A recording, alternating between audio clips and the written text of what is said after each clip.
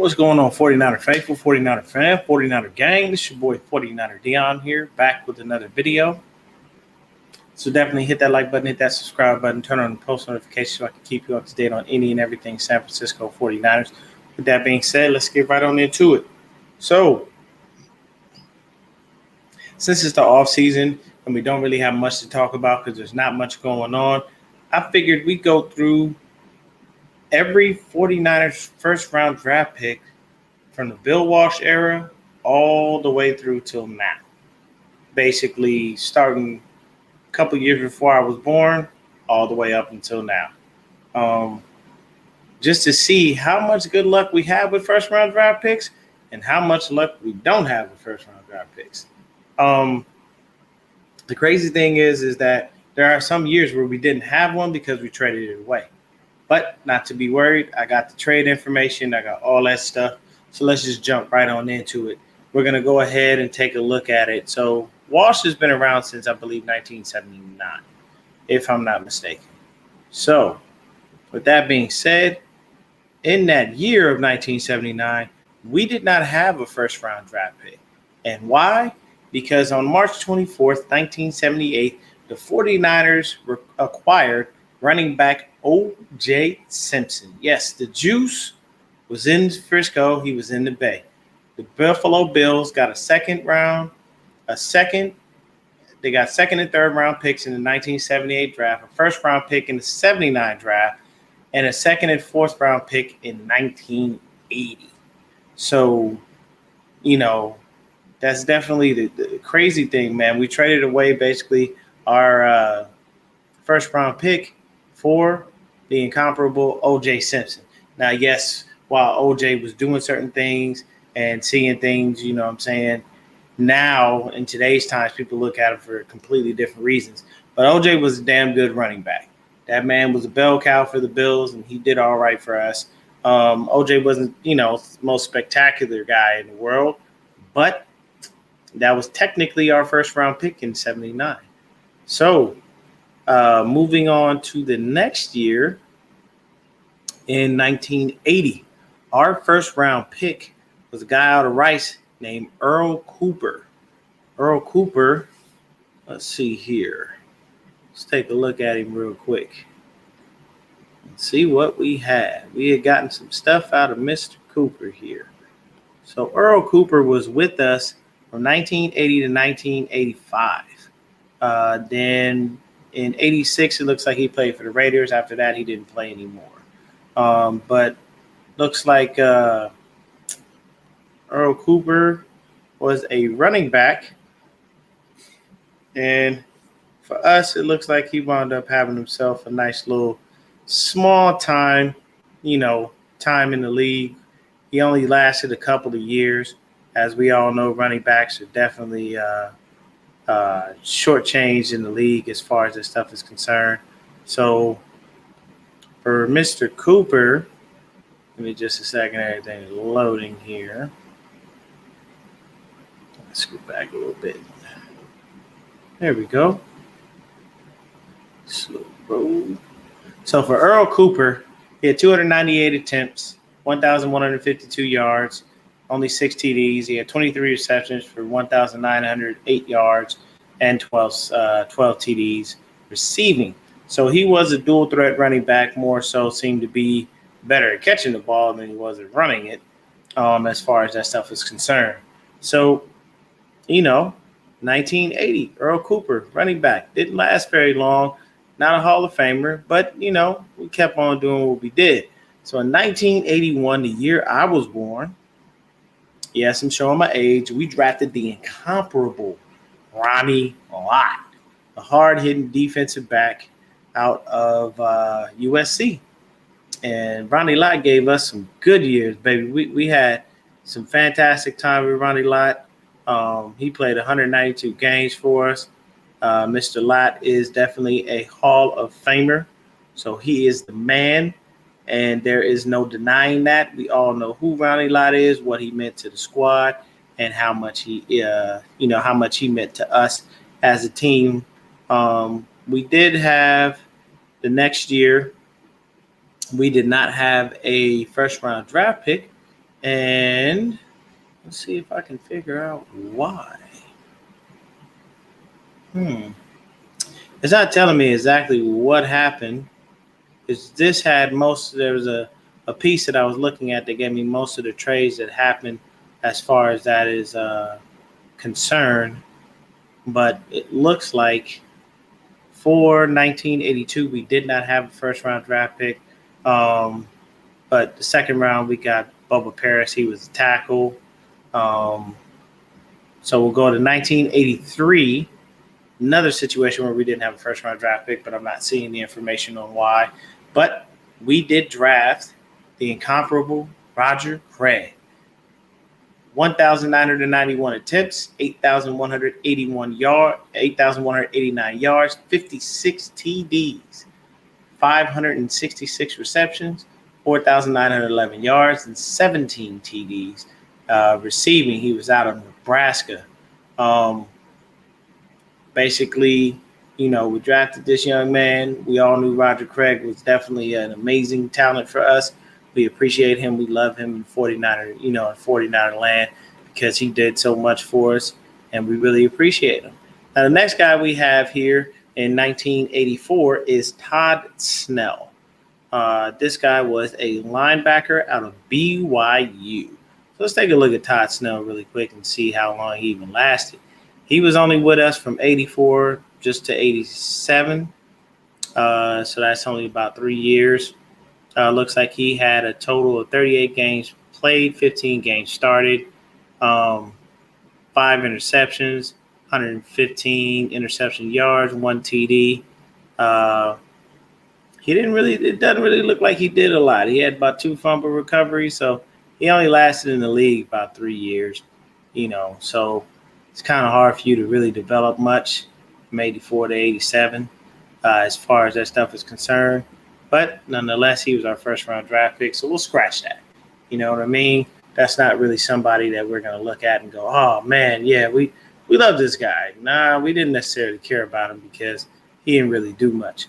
And then the next year, in 1985, the main reason that I started watching 49er football, because I saw a touchdown pass to this man from the incomparable Joe Montana. It was Jerry Rice. Jerry Rice was drafted as our first round draft pick, and we all know Mr. Rice. He's number one in just about almost all the receiving categories you can think of. He played forever in the league, and there's not much to be said about Mr. Rice. Now, mind you, all of these are coming from Bill Walsh. Bill Walsh is making these picks because he was the GM for us for a while. Next up, in the next year, in 1986, we did not have a first-round pick, but I believe let's take a look and see what happens. So, actually, April 30th of 1985, first and third round picks. 49ers acquired first and third round picks in 1985. Patriots acquired first and second round picks. First, second, and third round picks in 1985. Wide receiver was a strong position in the draft in 1985 with future Pro Bowlers, Al Toon, Eddie Brown being selected. However, the 49ers found an all-time great in Jerry Rice, a 2-time Division I AA All-American at Mississippi Valley State. His accolades and accomplishments would take up an entire chapter in a book about NFL history. 13 Pro Bowls, 10 All-Pro selections, 2-time Offensive Player of the Year, 3-time champion, MVP of Super Bowl 23 after posting 11 receptions and a game record 215 yard against the Bengals. League leader in receptions, league leader in yards and touchdowns 6 times and receptions twice. Holds NFL records with 1,549 receptions, 22,895 receiving yards, 197 touchdowns, 23,546 all-purpose yards, 208 total scores. A league record, 1,848 yards in 1995, passed by Calvin Johnson in 2012. Member of the 80s and 90s all-decade team, as well as the 75th and 100th anniversary all-time teams. Played 303 games, a record for non-kickers, and was a member of the 1985 all-rookie team. After 16 seasons with San Francisco, Rice signed across the Bay with Oakland and scored a touchdown, and the Raiders lost to the Buccaneers in the Super Bowl. He was traded to the Seahawks during the 2004 season, signed with the Broncos the following years, but retired after failing to make Denver's initial roster after his career ended. 2010 Pro Football Hall of Famer, co-authored books, several dancing, and appeared on Dancing with the Stars, and was a two-time Pro Bowl alum captain. So we all know the greatness of Jerry Rice. There's nothing to even be said. What's happening, Matt? How you doing, man? I had a machine I'd go back in time and bully Bill Walsh into drafting Brady. Brady wasn't around when Bill Walsh was drafted, man. Tom Brady ain't been in the league that long. What are you talking about? You tripping, Matt. That's not the case. Brady is not, no. Brady is recent. Bill Walsh wasn't around when Brady was drafted. That was Bill Belichick's boy, and he accidentally drafted him, but he wasn't around for that time frame. There was no way he would have drafted Brady. So moving on here. The next year, in 1986, we did not have a first-round selection. I believe that had to do with that trade history that I just explained as far as this stuff is concerned. Okay, so let's see. Revamping the roster in 1986. 49ers acquired a sixth-round pick in the NFL draft.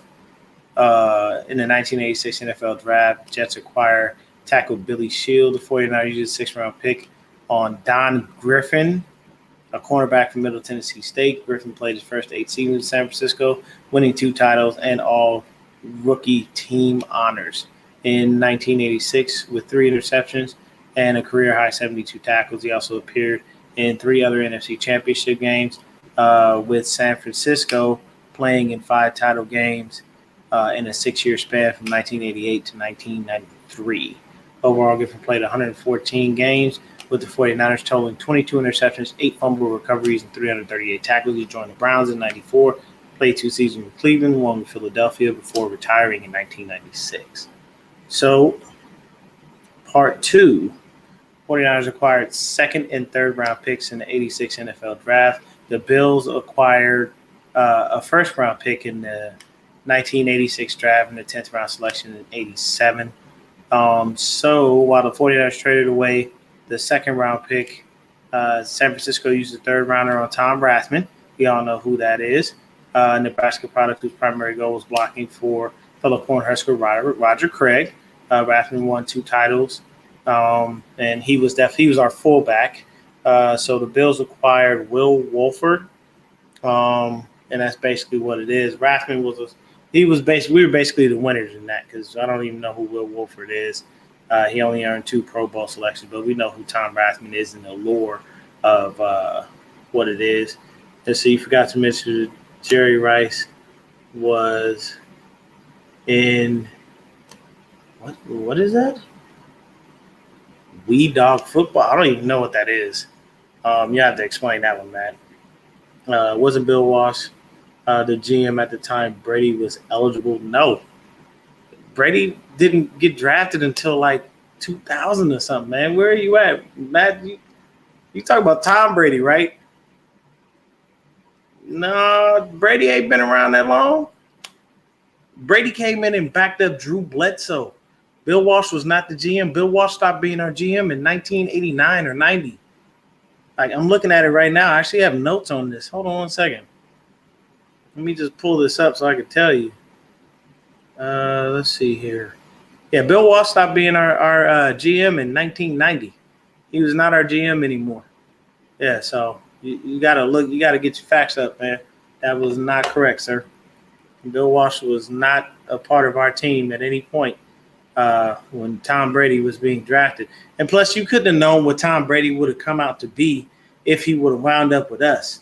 You always have to think about that. When players go certain places, what is a video game?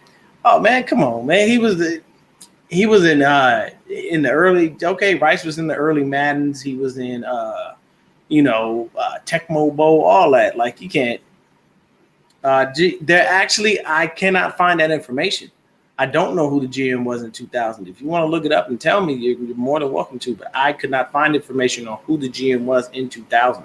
I have a list of our GMs from the Walsh era all the way through, and it was Bill Walsh / John McVay from 79 to 1990, Carmen Policy from 1991 to 1997, Dwight Clark in 98, and then 99 and 2000 are blank. We didn't really have a GM, so I'm not sure who was the actual GM or if we even had a dude that had a title, because it wasn't until 2001 where, God bless the dead, Terry Donahue, RIP, took over from 2001 to 2004.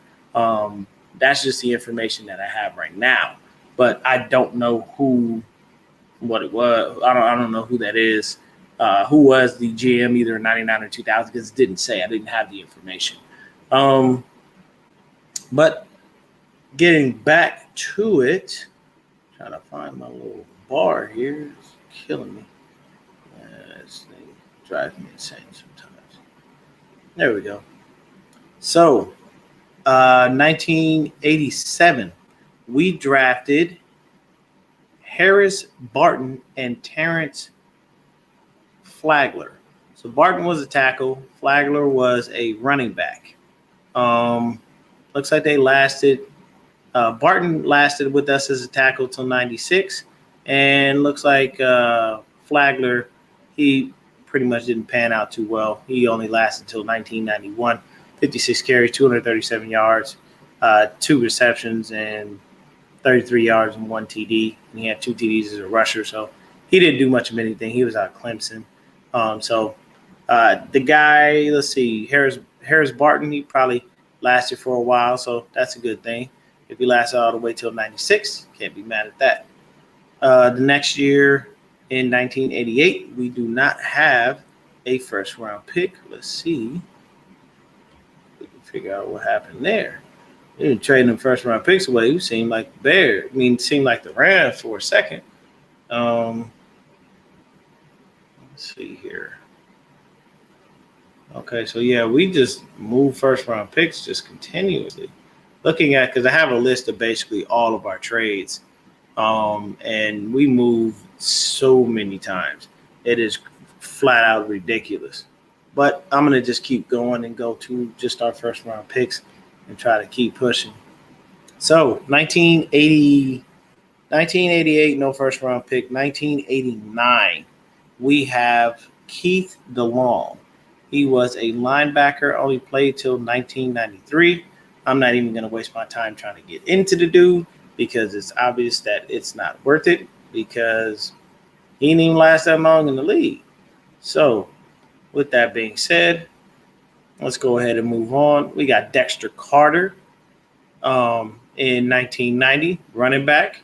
He only lasted about 5 years till 96. He had 1,042 yards, 5 TDs, 61 receptions, 656 yards, and 2 TDs. So basically that tells you he wasn't even really used that much. And you could tell because he, I don't even remember the guy, Dexter Carter, not at all. Then we got Ted Washington. He was a nose tackle. I remember him slightly, but not much. Washington did play until about 2007. So that tells you that he was definitely a force to be reckoned with.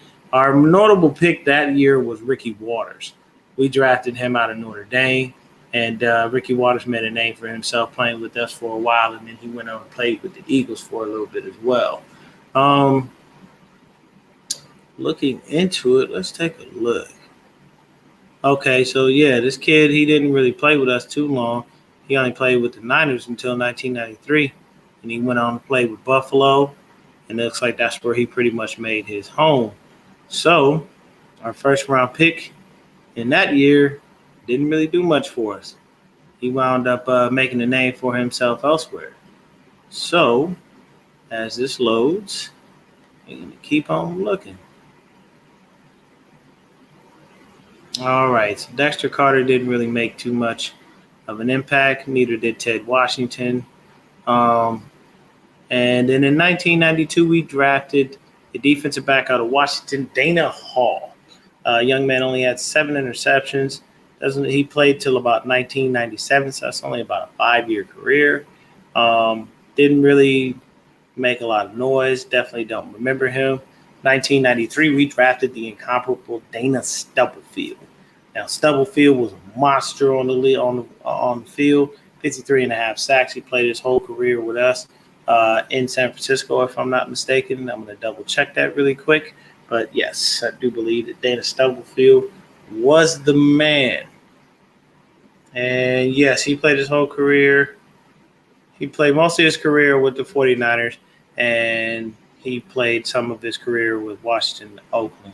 So basically, looks like he had 98, 99, 2000 was with Washington, but all his other years were with us, except for his last year, 2003, with the Raiders. But we all know who Dana Stubblefield is. We all love him. He was a monster on the field. We definitely appreciate him for everything he did for us as a franchise. So, moving on, we got the next year, we got another defensive tackle, and that man's name was Bryant Young. BY. Big beast out there, man. 89 and a half sacks out of Notre Dame. Fully played all those years with us. Retired as a 49er. We just put him into like our 49er Hall of Fame. We also added John Taylor and Patrick Willis to that Hall of Fame because those were some of the good linebackers that we had. We also drafted Lee Woodall in the 6th round. He wasn't too bad. We did pretty good with that. The next person up in the next year after we drafted Bryant Young was J.J. Stokes. J.J. Stokes, 342 receptions, 4,293 yards, 30 TDs. Wide receiver out of UCLA.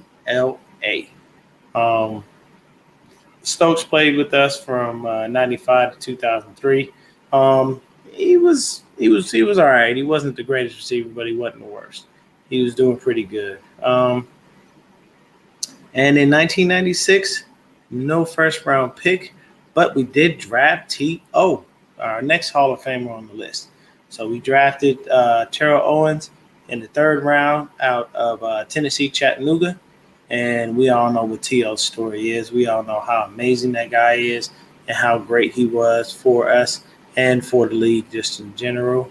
The next year, 1997, drafted a quarterback finally. It looks like we didn't draft any quarterbacks in the 1st round from the Bill Walsh era all the way up until right now. And this is the Carmen Policy era coming to an end. And that is the first, because basically we had Joe Montana. And early in the 90s, we went ahead and we traded and we got Steve Young. So once we got Steve Young, we didn't need to keep drafting quarterbacks. So we just went ahead and drafted for need as far as other positions because the quarterback position was locked down. And as we saw the career of Steve Young kind of winding down, we went ahead and drafted Jim Druckenmiller. Now, this guy did absolutely nothing for us. Not a damn thing. Druckenmiller was drafted in 1997.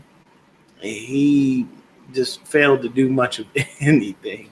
So we'll just move on from him.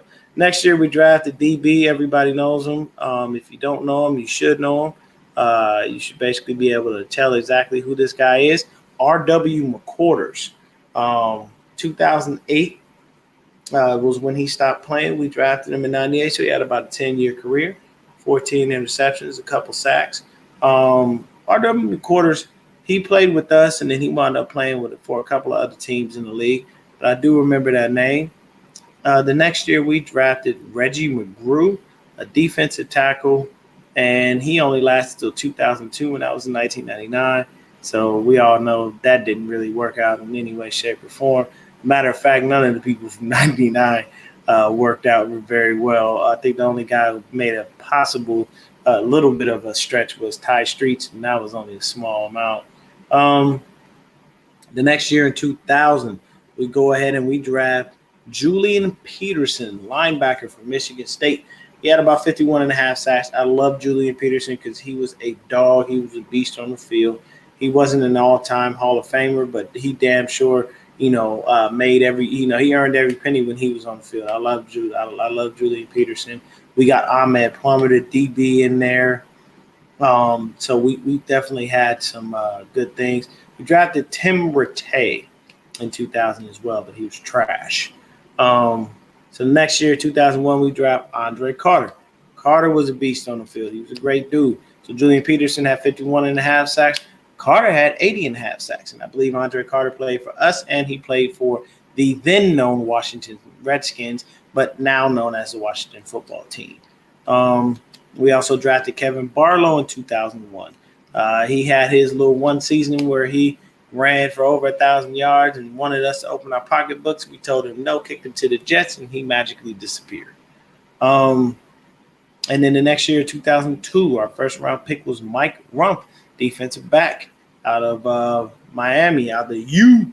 And basically, Mike Rump played for us till about 2006. Rump was an okay DB. He wasn't spectacular, but, he did his job. He was all right. He didn't do anything that was going to blow anybody away, but he was subpar. He was okay. Drafted Eric Heitman that year, too. He was a good guard. Can't be mad with him too much. Next guy, 2003, we draft tackle Kwame Harris. Exactly. Nothing. Nothing happened with Kwame Harris. He did much of nothing for us. 2004, we drafted a guy named Rashawn Woods. He was a receiver out of Oklahoma State. He had a total of 7 receptions for 160 yards and 1 TD. That tells you all you need to know about Mr. Woods. Much of nothing. Then we go on ahead and we come to 2005, and that was the year that we had to do a lot. We went ahead and drafted Alex Smith out of Utah after courting him and courting Aaron Rodgers. We basically landed on Alex Smith, said he was our guy going forward. And we all know what Smith did for us. He is to be respected, not to be disrespected. That's the only man that I've seen go through all those offensive coordinators and still continue to play football. And, your head spinning around when you're consistently learning a new system on a continual basis. So Alex did what he could for us. We love him. We appreciate him. And he's always to be respected, among the faithful. The next year, we went ahead and drafted Vernon Davis and Manny Lawson. So drafting Vernon Davis was the best thing we could do because Vernon Davis was a monster tight end. Drafting Vernon Davis for us, out of Maryland was the equivalent to getting George Kittle. The only difference between him and Kittle was Vernon Davis was a star while he was in college. Kittle was not. But, yeah, man, drafted Vernon Davis. Manny Lawson was a great defensive end / outside linebacker for us. So we love both of those dudes. Those dudes provided some good things. Manny Lawson wasn't the greatest guy, but he definitely did his job. He did work. And then the next year in 2007, we draft 2 all-time greats. Both of these dudes should definitely hit the Hall of Fame, even though I think the time hasn't come up yet. Patrick Willis and Joe Staley. Now, Willis wound up with only 20 sacks and 8 interceptions, but Patrick Willis was a force to be reckoned with on the field. He's probably the best middle linebacker that we've ever had in 49ers history. We all know that, and you got to love him. He was great. Fantastic for us. We all know Joe Staley. We all know what he meant to us. We all know he was the greatest left tackle we ever had, and we all appreciate and love him for everything that he's ever done for us. And then the next year, our first-round pick was Kentuan Balmer, who was a complete bust and didn't really do much of anything for us, and that was in 2008. Willis and Staley were 2007. The next year, in 2009, we draft Michael Crabtree. Crabtree was a great receiver for us. Total of 54 TDs, 7,499 yards, 637 receptions. The one thing you can say about Michael Crabtree is the man had some of the stickiest hands in the league. If the ball came his way, damn sure was going to go get it. We had a little bit of a contract issue with him in the beginning. He held out for a little bit, but we paid him. He came on, he did work for us, and he did his best he could while he was in the league. I believe he played for us, and I think he played for the Raiders as well. The next year, we go ahead and we get our book in, and we get our other book in, and we go ahead and we get, probably one of the better run blocking guards in the league. That year was 2010. We drafted Anthony Davis and Mike Iupati. Both of them played for us for a while. That was great, and he did an amazing job for us. Both of them did. Iupati, I believe, is in Seattle. Anthony Davis is out of the league. He was supposed to come back. He tried to apply for reinstatement several times. 49ers technically still do own his rights. So if he comes back to play for anybody, It's definitely got to be for us unless we want to go ahead and trade his rights away. But I don't see that happening. I think he's comfortable where he is. Him and I believe Chris Borland kind of understood the CTE thing. And plus, Anthony Davis likes to smoke a little weed. Nothing wrong with that. It is what it is. Let him do his thing. And then the next year in 2011, we go ahead and draft Aldon Smith. Now, here's the issue with Aldon. Aldon was touted the next Lawrence Taylor, and he failed us because it was a lot of situations on why he failed us. He couldn't put the bottle down, got into a couple of domestic violence situations from what I understand. There was a lot going on. I got to say, I loved Aldon while he was playing because having Aldon and having Justin Smith, it was just having the Smith brothers, that was just an amazing thing. They both did fantastic while they were there. And I know that Scott McClugan was the one who engineered that trade. So thank you to him.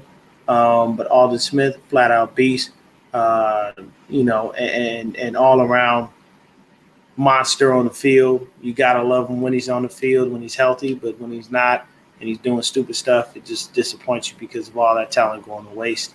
And you hope that that man can get his life together just in general. It's not always about football. It's about them as human beings. The next year, we wasted the first-round draft pick, which was pretty stupid. We drafted A.J. Jenkins, who was complete trash for us. He did nothing, so we'll move on. 2013, we drafted Eric Reed, one of the best safeties that we had in a while. Eric Reed was out of LSU. Loved Eric Reed, and I think he's currently playing for Carolina. If he's not, he's probably looking for another team to go ahead and jump onto. We all know who Reed is. Reed stood with Colin Kaepernick when all of the kneeling stuff started. And while he was with us and he was playing, man, he did some fantastic things. He was a great safety. I loved how he played and how he did things. So we can appreciate Eric Reed. Next year in 2014, we draft Jimmy Ward out of Northern Illinois. Ward has been with us since. And, right now he's our starting strong safety. Does good work, is a good person. Goes out there, just plays his ass off and tries to make everything happen. Next year in 2015, we draft Eric Armstead out of Oregon, defensive tackle. Armstead has been so-so, you can say. He's been with us since 2015. He only has 22 and a half sacks. He has not stopped playing. He has not switched teams. He is still a current member of the 49ers. The next year, we go ahead and we draft DeForest Buckner. Now, Buckner was a hit. Love Defo. He was great, big, tall guy. Took him a couple years to latch on, only because our defense wasn't very solid, but he did whatever he could. Even in a down year where we were just losing, Defo had fantastic stats, and he did whatever he could to go ahead and press the issue. Then we drafted Joshua Garnett. The issue with Joshua Garnett is all of our scouts said don't draft him. He doesn't fit what we do. He's not good for us. We don't like him. And the 49ers brass said, whatever, we're going to go ahead and do it anyway. So, unfortunately, that happened. We drafted him, and it was a big waste. Next up, we draft Solomon Thomas. Fortunately, technically speaking, considered a bit of a bust, only because he hasn't done anything. He never caught on. Last year, he unfortunately got injured, wound up with the ACL. Now he's on with the Raiders. Hope and pray that man continues to play football. He continues to try to, strive for greatness and can do whatever he can to be able to get out there and show he's got talent. We also went up and traded up in the draft to go get Reuben Foster, completely out of the league, flat out bust, couldn't stay out of trouble, had a bad situation with a girlfriend and kept going back to her. So unfortunately, it's not nice to say this, but good riddance. Next year we draft Mike McGlinchey. We all know Mike McGlinchey can run block, but Mike McGlinchey can't pass block to save his life. Doesn't seem to work out for him very well. Hopefully this year he gets better at it and things look better. 2019, we draft Nick Bosa. We wound up getting Nick Bosa. Why? Because in 2018, we sucked something awful. We literally lost, I think, the most games by such a small margin of at least 2 to 3 points. We set some kind of record for that. So we wound up getting Nick Bosa because in 2018, Jimmy wound up going down. And once we get Nick, we go ahead and we go to the Super Bowl. We wound up losing that to Kansas City. But, the next year we feel like we had hope. And 2020, we go ahead and we draft Javon Kinlaw and Brandon Ayuk. Kinlaw hasn't blossomed fully into a monster or a beast. He only has 1.5 sacks. But he is growing as a player and hopefully will pan out to be well worth every penny as far as the first round pick status is concerned. Brandon Ayuk so far looks like he has 60 receptions, 748 yards, and 5 TDs. So he's not looking too bad. Hopefully, he blossoms into a 1,000-yard receiver, and we can continue to have him grow and develop. This year, of course, because we haven't played any football, we did go up and we traded a couple first-round picks. So in 2022 and 2023, we do not have a first-round pick because we gave it away for the future at quarterback in Trey Lance. We have drafted Trey Lance strictly based on the fact that Jimmy G cannot stay healthy. We did not like C.J. Beathard or Nick Mullins as our backup because we didn't feel like we could win if Jimmy went down. Jimmy is unfortunately very injury prone, so we have to have a viable backup plan that's going to be able to lead us into the future, as well as light a fire under Jimmy's ass to say to himself, hey, look, if I'm not out here playing and I'm not, and I get injured and I can't get back on the field soon enough, I got a young kid breathing down my neck ready to take my job in any given moment. So I got to be out here. I got to play through whatever little minor injuries I have. I got to be able to get out there on the field. I got to make it happen. I got to spin it. I got to run they got to run the ball right. I got to throw the ball right. I got to start reading these linebackers better. I have to be able to make plays down the field. It lights a fire under Jimmy's ass. If you go back to a couple of videos that I did previously, one of the things that I was saying is that Jimmy himself basically made a situation. Hey, what's happening? What's happening, Sim? What's going on? Breezy. Yeah, man. Let's see here. Yeah, there's so many dudes that were just bust, man. It's flat out crazy. We had so many guys that just did not pan out, man. We landed a few Hall of Famers here and there, but there was so many of these dudes that just didn't pan out. I'm going to bring y'all another show based on the GMs, literally. So it'll go straight up, like I said earlier in the show, man. We're going to go through all the GMs that were there, through all of it. So basically, we'll go through Walsh and McVay. We'll go through Carmen Policy, Dwight Clark, Donahue, Scott McCloughan, Balky, and all the way up even to John Lynch, just to see how these dudes fared and how they panned out. You know what I'm saying? Marcus Stroud, I think okay, I can dig that, Sim. I can dig that. Marcus Stroud, yeah, I like that. I like that a lot. You know what I'm saying? I like, it was okay. So you say you love Kinlaw's mentality and attitude. It was tough losing Defoe, but he really had done a good job of stepping in that spot. That's true. Defoe, the reason why I always say we got to respect him is because the man came in, and when our defense was trash, he was doing everything he could to get them little measly 3 sacks he had his first year. Peachy, what's going on, girl? And I think that, he did everything he could. Even that year, I think the year he had 12 sacks, man, our defense was trash, so he was doing it. Defoe coming out, I think Defoe was a monster when he was coming out. Like, you respected Kinlaw, but I don't think Kinlaw had the reputation that Defoe had, honestly. And I'm just being 100 with you on that, Breezy. Defoe was not. I think he was better than Kinlaw coming out. Honestly, I'm gonna say that 100. He was better than Kinlaw. But out of all those picks, man, everybody is intrigued currently with our current number 1 pick with Trey Lance, because we want him to go ahead and be that dude. We want him to go and, I don't call guys bust no more. Word to Kwame Brown. I'm dead with Sim. I'm dead with some Peachy. Okay, yeah, man. Hey, look, Kwame Brown, you flew off the handle, boy. He was on one.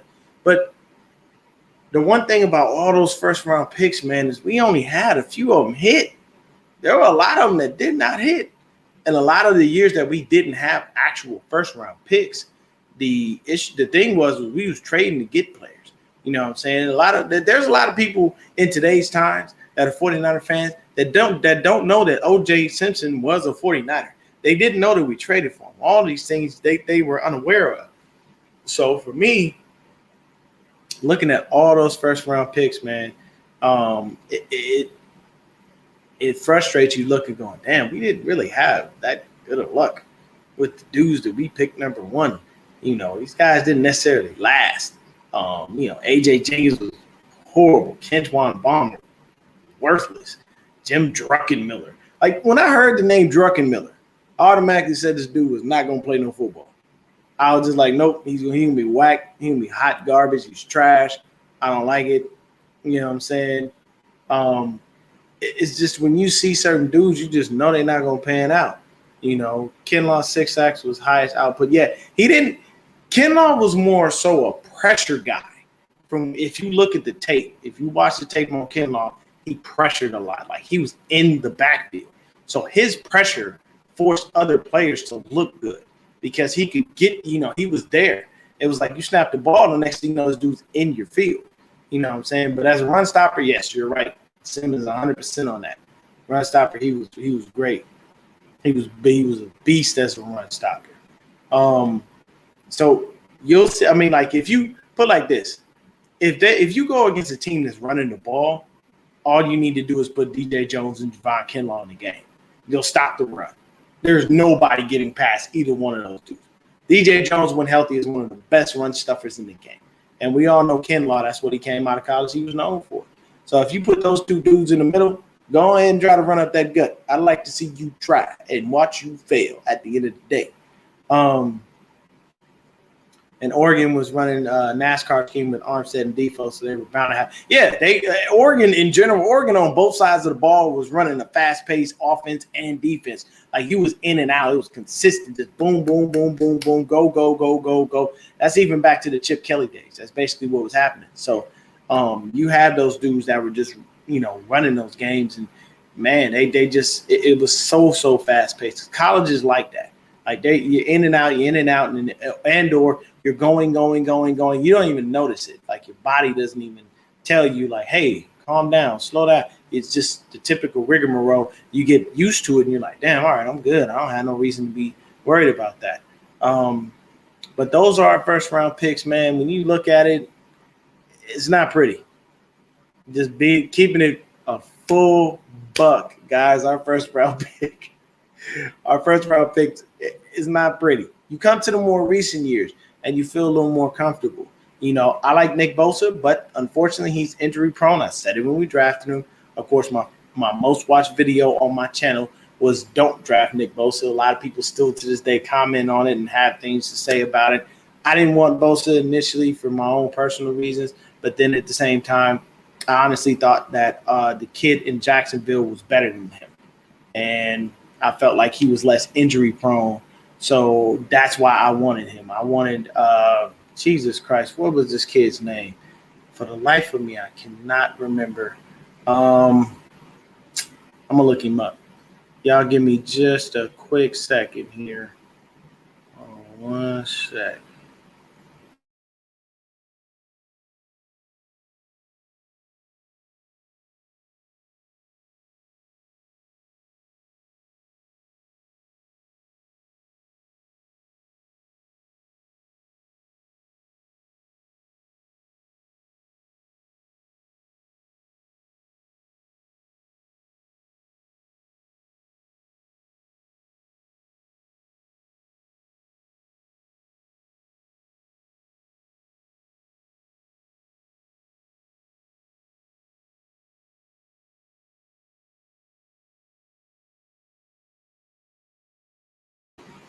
Sorry about that guy. Yeah, there we go. Good looking, Matt. Josh Allen.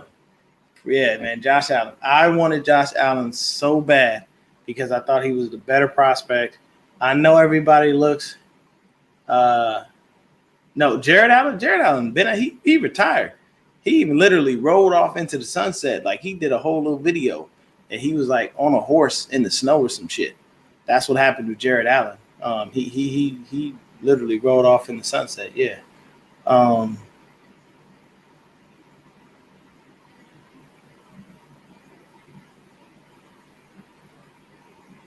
on one second, y'all. Sorry.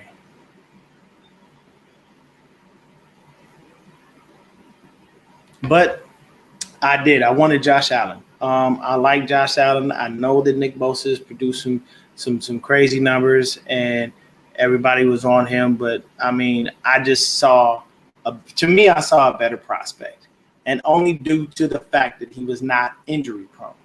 So while everybody loves Nick Bosa, We had 1 year of Nick Bosa. And 1 year was spectacular. Then we had 2 games of Nick Bosa and no more. That's because MetLife Stadium hates us. But it is what it is. You know. I mean, look, I watch Star Wars. Y'all see the Mandalorian in the back door. You know what I'm saying? Every now and then, you know, just slide off. Let's see. Justice School manhandled Josh Allen. That's college. That's college. It don't matter. I look at that. I look at it like this. I mean, okay, perfect example. Sim, I'll put this up here. Sim says Justice School manhandled Josh Allen in college. Okay. And Jared Maiden bullied Juwan Jennings. Those are facts. So, I mean, he made Juwan Jennings as great as Juwan Jennings, you know, was supposed to be touted coming out of college, even though we drafted him in the 7th round. I saw the tape. Juwan was non-existent when Jared Maiden was on the field. So if you see Jared Maiden playing, you know, in training camp, and you see him on Juwan, he's gonna make Juwan look like he's gonna make him look bad. You know, it is funny how the dudes match up. You know what I'm saying? Last year with the PT Cruiser comment, I don't even remember that, man. I don't remember. You have to refresh my memory, Roy boy. You really do, dog, because I don't remember that. But for me personally, I think that our more recent first-round draft picks have been pretty good. Bosa, as long as he comes back healthy, should pan out. I believe once Lance gets in, he will pan out. You know what I'm saying? DeForest Buckner, even though he isn't with us, I'm still 100% sure that this guy is gonna, you know, continue to have a good career. You gotta love him. Armstead, I'm a little 50-50 on that, strictly based on the fact that he didn't really blossom and get into double-digit figures until basically we had that line that we had in 2019. Of course, you saw a drop-off last year, but hell, everybody named Mama was injured. I think he's probably one of the very few mainstays. We had almost $80 million sitting on the sideline, so there was no way for anybody to really do much. I know Kerry Hyder wound up getting, I think, like 8.5 sacks or something like that. But, I mean, luck of the draw, you know what I mean? So, what do you say? You're walking to carry your camera? Oh, man. Hey, because the thing is, I used to do things from work. So, you know, sometimes it happens, man. You know, either that or I do it, you know, while I'm, you know, here walking around in my apartment building, stuff like that, you know. Give me just a sec.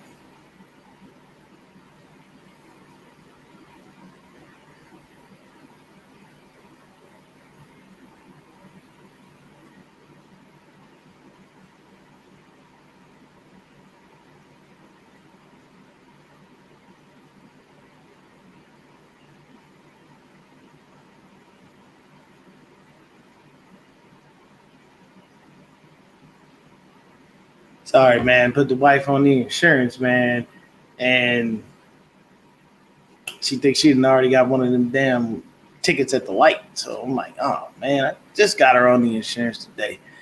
But you know, that's ticket she gonna have to pay. I ain't paid the ticket. But anyway, let's see here. He said we drafted Marcus Cooper.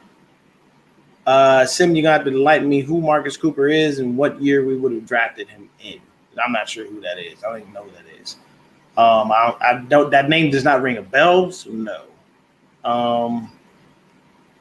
Yeah. Okay. So Roy boy, you like Notre Dame? See, I'm a UCLA guy.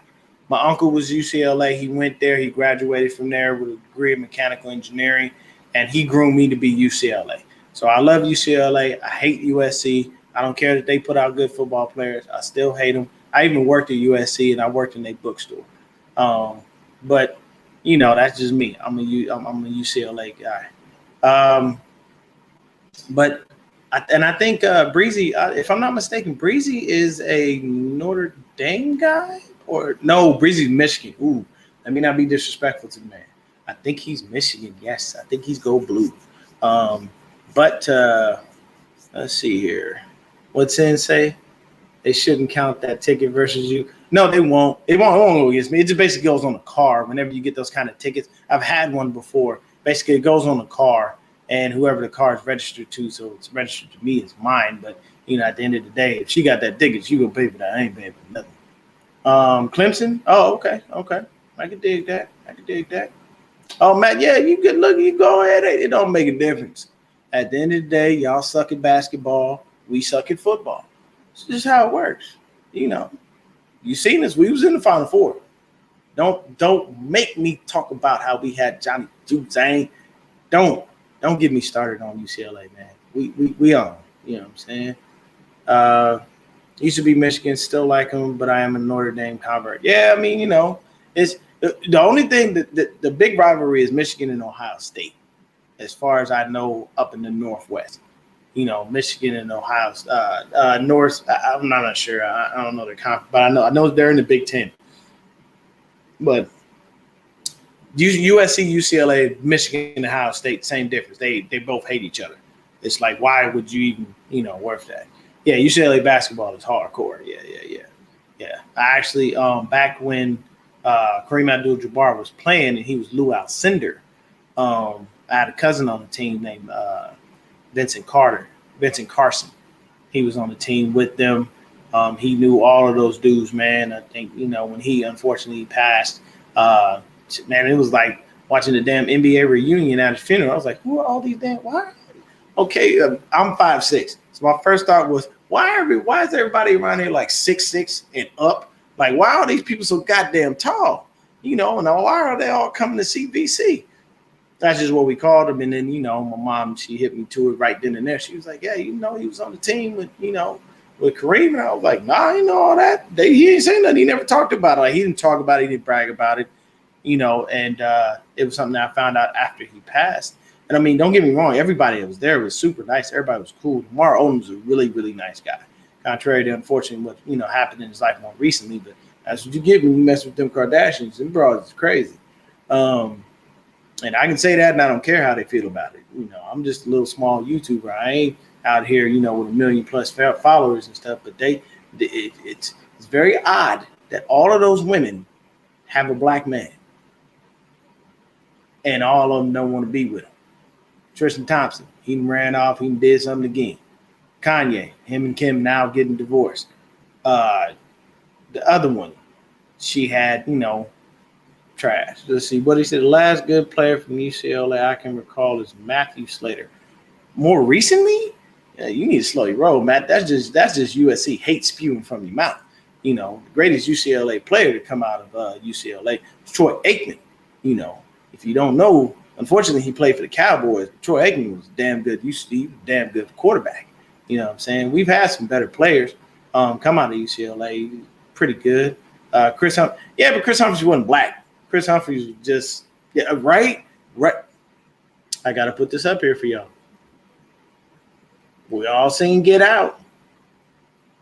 I'm telling you. And see, the crazy thing is, Chris, the mom, she looked like she could do some shit like that.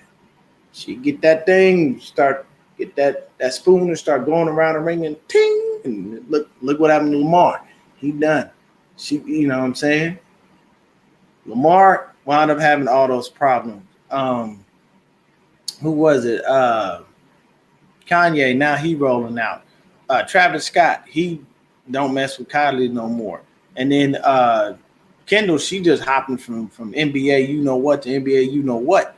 You know what I'm saying? She done been with this one, that one, this one, that one. It's like, dang, what is it? I mean, I get it. I know what they say about us brothers, but is it? Come on now. Y'all women is just off the damn chain. It is ridiculous. But, yeah, Matthew Slater, I don't remember what position he played because Slater doesn't ring a bell. Miles Jack more recently, yes, he's pretty good. And if the Jaguars ever wind up running out of running backs, although they won't because they got Travis Etienne, he's going to be dope, though. Karen is going to be a dollar store get out. Matt always with the shit, man. But those are our first round picks, guys. I'm going to come back with another one just based on, some of the guys that we drafted as far as the eras of the GMs in general. just to kind of see who it was. And I think I'm gonna try to get my boy Hobby on here from Fourth and Goal podcast, because Hobby likes Trent Baalke. I don't. I don't think Trent Baalke was a good GM. Hobby, yeah, Barr. That see, Sim, that's what it is. We sinking. Anthony Barr. That I could not get that linebacker's name out of my mouth for the life of me. But yes, Anthony Barr. That's yes. He was definitely doing work. We had Mojo. Mojo ran for years out there in Jacksonville. He was balling. Right after Fred Taylor left, he came in and just picked the ball up and never stopped running. And he was, see, what people don't realize is Mojo was the first like hamstring dude. Like he was the first dude with like the massive ass fucking hamstring. It was not Saquon Barkley for all these little young dudes. Hey, what's happening, Click X Factor? Anthony Barr was a man. He was a baller on Madden. I'm not gonna lie, man. Now, don't get me wrong. I play strictly with the Niners, but I will trade just about everything for any good players that I feel I want. And I got Anthony Barr. Anthony Barr was a baller for me for years. The only reason I wound up losing him on Madden is because he, contract issues. And sometimes on Madden, you don't have the money. I always look at it like on Madden, I'd be liking to kind of play the GM role. I'd look like I'd be a horrible GM. That money is off the chain. But our first round picks are definitely, hopefully, going to continue to get better. For the next 2 years, we won't know what that looks like because we don't have one. Hopefully, Trey Lance will be good. Xavier Su'a-Filo, yep, you're right. But either way, guys, that's the show. That's my time. I appreciate y'all for tuning in, hanging out with your boy. I'm going to be back with another video probably in the next couple of days because I got to finish up the research on, the GMs and who they picked. And basically when I'm giving that to you, all I'm giving you more so is the guys that actually made some real impact. And that's what I'm doing the research on, kind of seeing what these dudes did, where their, longevity lies, how long they really played for us, what they really truthfully contributed. It's because some people, they don't, you draft them, they don't exist. Like Druckenmiller. Anybody want to tell me where Jim Druckenmiller is? Because I sure as hell don't know. You know what I mean? It's certain things, and there's so many of these dudes that you just look at and so many picks. Like there's a couple of years literally where we just drafted a bunch of dudes. I don't even know who half these cats are. Like some of the, like looking just in the research piece of it, some of those picks were just like, huh? What did you do for, who were you and what did you do for us? And I don't even know who you are. So I'm going to get the research done. I'm going to dig a little bit deeper. I'm going to figure it all out. When I figure that out, I'm going to bring a guest on the show. And I preferably, because it's GM stuff, I think I'm going to try to get Tony on here, man. Tony is the resident 49er GM, if y'all don't know. That man is good with contracts. He understands language really good. It's probably going to either be Tony or if he has time, because that man wears about 5,000 hats, I'd try to get Breezy on here too, because I love Breezy. Breezy is a ball of energy. Like Breezy, me and Breezy are the same age, but Breezy got the energy of a 5-year-old that just ate like 12 pieces of candy. And I don't mean that in a negative way. I'm just saying he's got energy consistently all the time. You know what I'm saying? And I love Breezy. I really do, man. He's an amazing podcaster, and he does so many great things. And he teaches like media and stuff like that. But it's probably going to be either Breezy or Tony, or if I can get both, I would love to have both. But I'm going to talk to him on the side, see what's happening. Y'all stay faithful. Y'all stay blessed. Have yourselves a wonderful day. Thank you so much for tuning in. Who I got in the finals? I'm going to be 100. I'm going to keep it a full buck with you. Yeah, Breezy is a fantastic human being. See, and I'll say this. I'm the type of person, I like to get to know people. You know what I'm saying? And when I'm a fan, if I meet another fan, like I'll ask you real questions. I'm gonna ask you how life is going. Like it's not always about football with me. If you keep it football with me, I keep it football with you. I don't pry into people's business. But if I say how's life, I mean I want to know who you are as a human being, as a person. You know what I'm saying? And then as black men, we just have to stick together like that because we don't always have those foundations laid around us. So we must continue to cultivate that as much as we possibly can. But I'm a Roy boy here on the finals. I'm going with the Suns. I don't think that Milwaukee got enough to beat Phoenix. You know, I live in Arizona, and believe you me, I've seen more Sun shit this year than I've ever seen before because they did not exist a couple years ago. I ain't seen nobody wearing no damn Sun shirt. I ain't seen no the Valley jerseys. I ain't seen none of this shit. These motherfuckers are closet Suns fans. They came out because these dudes are winning. Now, it's no disrespect to the Suns. They did their job. I'm just saying they fans need to be their fans on a consistent basis. Like they just came out of the woodwork. I literally have started seeing billboards for the Suns. You know, the only time I saw billboards for the Suns when I got close to their arena. Other than that, I ain't never seen nothing for the Suns ever. I saw more for GCU, Grand Canyon University, than I did the actual Phoenix Suns. It's ridiculous. You know what I'm saying? But yeah, it's basically like that, and that's what I'm saying. Sam, like that's what it is, and this is. And for me, when I put emphasis on black men, it's because there's a lot of things that we taught when we growing up that aren't necessarily correct. We don't. There's so many things I could go into, and I'm not. But basically, keeping that brotherhood there. Like if I ever met Sim in real life, I want to know what's going on with him as a human being, as a person. How's his day? What's he struggling with? You know what I'm saying? I'm the type of person, if I can help somebody, I will. You know what I'm saying? I'm not saying I'm running around with a bunch of money to be able to help people. But at the same time, I'm the type of person, if I have advice that I can give you on something and you're willing to listen and you want it, I'll give it to you. If you don't, I understand it. Sometimes I'm just that person that people want to just, they sit there and they talk their head off and they scream and they just want to talk. All right, cool, man, I'll listen. I don't have to say anything. Don't bother me none. You know what I'm saying?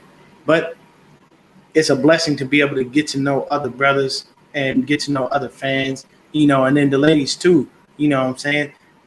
Peachy always showing love. Sin always showing love. The incomparable Miss Debbie always showing love. Mariah always showing love. Like these are just people that just come through, you know what I'm saying? And if I ever met any of y'all in real life, believe you me, I'll show you the same love I show you from this camera, just to your face. That's just how I am. I'm a good human being. I'm a good person. It's always been who I've been since I've been a kid, you know, and that's just what I was taught. But y'all stay faithful. Y'all stay blessed. Y'all have yourselves a wonderful day. And I'll be back in a couple of days with that video for the GMs. It's going to be real in depth. And I'm telling you, man, if I can get Breezy and get Tony on here with that one, man, that's going to be a fun show because I'd like to see what they have to say about these picks. And then they have more. Sometimes the cool thing is when you have other heads there, they have more knowledge about some of these dudes. Because like I said, I was born in 81. So I can't, from 85 on, I can tell you about the Niners. I can tell you how these people move. I can tell you about the picks, tell you what they did, stuff like that. But from 85 back, I don't know. I was a kid. I wasn't paying too much attention. You know, it wasn't until 85 when I saw that touchdown pass from Rice to Montana. From Montana to Rice. For me to get that interested. I would watch football games with my moms, but I didn't really pick a team. But that touchdown pass, man, and Jerry for me was like Jordan. That's why I'm a Bulls fan. You see Jordan in the 80s, flat out spectacular. But y'all have a blessed day, and I'm out.